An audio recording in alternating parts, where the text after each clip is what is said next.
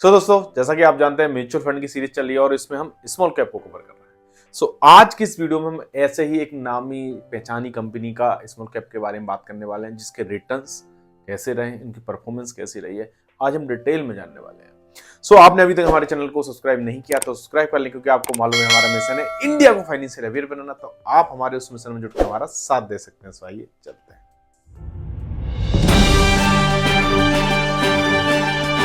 नमस्कार दोस्तों, मैं हूं शैलेंद्र और स्वागत है आपका मार्केट मिस्ट्री चैनल में। जैसा कि हम बात कर रहे थे कि आज की इस वीडियो में हम एक नामी पहचानी कंपनी के स्मॉल कैप के बारे में बात कर रहे हैं, जिसकी परफॉर्मेंस कैसी है, जिसके रिटर्न्स कैसे हैं, जिसका आज के डेट में एनएवी क्या है, कितने साल हो गए इस फंड को।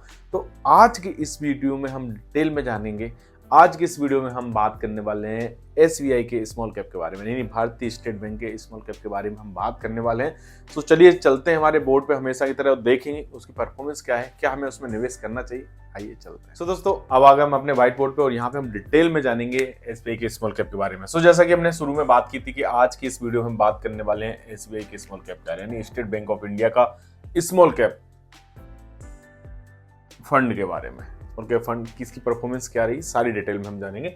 सबसे पहले हमेशा की तरह हम बात कर रहे हैं डेट ऑफ इंसेप्शन, यानी कब शुरू हुआ था ये फंड। ये फंड 9 सितंबर 2009 में, यानी अभी भी सितंबर का महीने चल रहा है और ये 2009 में सितंबर के तारीख को लॉन्च हुआ था और इसको करीबन 15 साल हो चुके हैं। अब हम इस फंड की एयूएम की बात करें, असेट अंडर मैनेजमेंट, यानी आज तक इन 15 सालों में इसमें असेट कितना पैसा आ चुका है। अगर 32,761 करोड़ रुपए, यानी अभी तक लोगों ने डिपॉजिट किया, विड्रॉल किया, उसके बाद आज की डेट में जो एयूएम है इसका वो 32,761 करोड़ का है। अगर हम एनएवी की बात करें तो यहाँ का एनएवी इनको 183 रुपए का हो चुका है। जैसा कि हर बार हम बात करते हैं, जब भी कोई नया फंड आता है उसको हम एनओफओ बोलते हैं और एनओफओ में हर फंड की कीमत 10 रुपए रखी जाती है। तो इन 15 सालों में ये फंड 10 रुपए से बढ़ के 183 यानी 183 रुपए का हो चुका है। अब हम यहाँ पे असेट एलोकेशन की बात कर लें, क्योंकि अगर हम किसी फंड में पैसा लगा रहे हैं तो हमें मालूम होना चाहिए कि हमारा पैसा कहाँ जा रहा है, किस असेट क्लास में जा रहा है और इसका क्या उपयोग हो रहा है। तभी तो हम जान पाएंगे कि ये फंड मजबूत है या नहीं है, इसके रिटर्न्स अच्छे हैं या नहीं है। यहाँ पे हम असेट एलोकेशन की अगर हम बात करें तो इन्होंने इक्विटी में 89% करीबन हिस्सा रखा है और अदर में 10% 11% के आसपास का हिस्सा रखा है। तो यहाँ पे काफी अच्छा इक्विटी में रखा है। जैसा कि हम देखते आ रहे हैं पुराने फंडों में, स्मॉल कैप में देखते आ रहे हैं कि जब भी स्मॉल कैप की हम बात करते हैं, जब भी स्मॉल कैप के बारे में देखते हैं तो इक्विटी में परसेंटेज जाता रहता है। तो यहाँ पे हमें देखने को मिलता है कि इक्विटी में पैसे लगाने से रिटर्न्स काफी अच्छे मिलते हैं। आइए चलते, सबसे पहले अगर इन्होंने एसेट एलोकेशन में 89% रखा है तो वो कौन से टॉप सेक्टर है जहाँ पे पैसा इन्होंने करीबन ज्यादा डाला है। तो यहाँ पे हम टॉप सेक्टर की अगर हम बात करें तो इन्होंने कंज्यूमर ड्यूरेबल्स में करीबन 13% डाला है, इंडस्ट्रियल प्रोडक्ट में इन्होंने 12% के आसपास डाला है, कंस्ट्रक्शन में इन्होंने 9% के आसपास डाला और फाइनेंस में करीबन 7% के आसपास डाला है।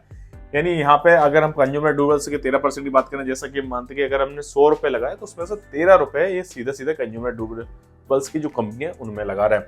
तो टोटल अगर हम यहाँ पे बात करें तो करीबन 40% के आसपास पैसा हमारा इन 4 टॉप सेक्टर में जा रहा है। यानी 100 रुपए अगर आप इस फंड में डालते हो तो उसमें से 40 रुपए इन चार टॉप सेक्टर में जा रहा है, बाकी का बचा हुआ पैसा जितने भी रेस्ट सेक्टर उनमें जा रहा है। अब हम बात करते हैं रिटर्न्स की, परफॉर्मेंस की। जैसा कि आपको इंतजार रहता है हमेशा वीडियो में कि रिटर्न्स की कब बात होगी, रिटर्न्स क्या आ रहे हैं इसके, फंड कैसा। तो परफॉर्मेंस से हम जज करते हैं किसी भी फंड के कि भाई ये फंड कैसा है, क्योंकि ऑब्वियस हर कोई चाहता है कि अगर हम पैसा किसी में निवेश कर रहे हैं तो हमारा पैसा कब तक बनना है। क्योंकि जब भी हम रिटर्न करते हैं तब पूछते हैं कि भाई ये पैसा बनेगा कि नहीं बनेगा, इसमें कितना रिटर्न्स आएगा, क्या रिटर्न है, क्या कितने साल तक चलेगा, ये कितने साल तक निवेश करना है। तो इस तरीके के सवाल आते हैं जनरली हम जब निवेश करते हैं।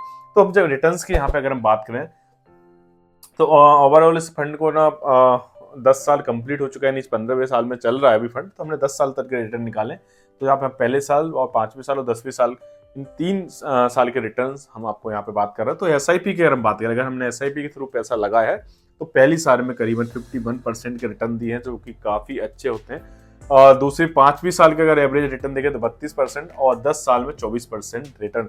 तो काफी अट्रैक्टिव अच्छे रिटर्न यहाँ पे इसने एसआईपी में निकाल के दिए हैं। लमसम में अगर हम बात करें तो पहली साल में 37 यानी 37% के रिटर्न दिए हैं, 5वीं साल में 30% के रिटर्न दिए हैं और 10वीं साल में 24%, यानी ऑलमोस्ट एसआईपी और लमसम में दोनों रिटर्न्स काफी अच्छे दिए हैं।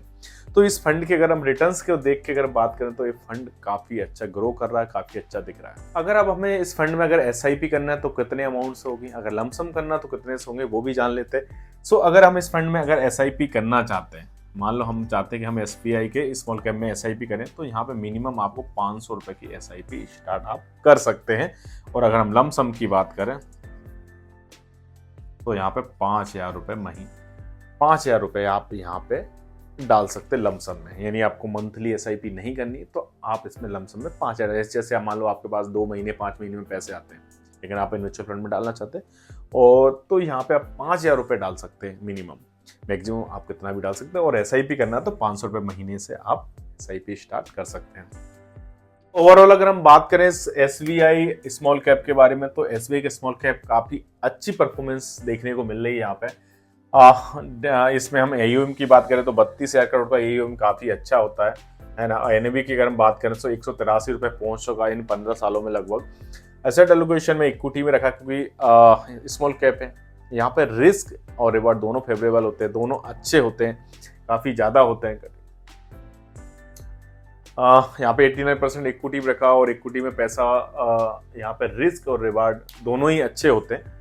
सो यहाँ पे अगर स्मॉल कैप की अगर हम बात कर रहे हैं तो यहाँ पे टॉप सेक्टर में इन्होंने 40% के आसपास का पैसा रखा, और रिटर्न्स की अगर हम बात करें तो काफी अच्छे रिटर्न इन 10 सालों में 24% का एवरेज रिटर्न हमें एसआईपी में देखने को मिलता है, सेम एज लमसम में मिलता है। तो इस हिसाब से हम देख सकते हैं कि आज की डेट में 24% का रिटर्न आना अपने आप में काफी अच्छी बात है, क्योंकि हम वहीं एफडी और आरडी की अगर हम बात करें 6 से 7% के रिटर्न लेते हैं, वहीं अगर म्यूचुअल फंड में हम एवरेज रिटर्न 15% 12% की बात करते हैं और आपको यहाँ पर डबल ऑलमोस्ट 24% के आसपास रिटर्न आता है, तो ये काफी अट्रैक्टिव रिटर्न है। हाँ, लेकिन स्मॉल कैप है तो एक चीज का हमेशा ध्यान रहे, रिस्क काफी ज्यादा होता है स्मॉल कैप में, क्योंकि स्मॉल कैप है ये ज्यादा वॉलेटाइल होता है मार्केट का अकॉर्डिंग।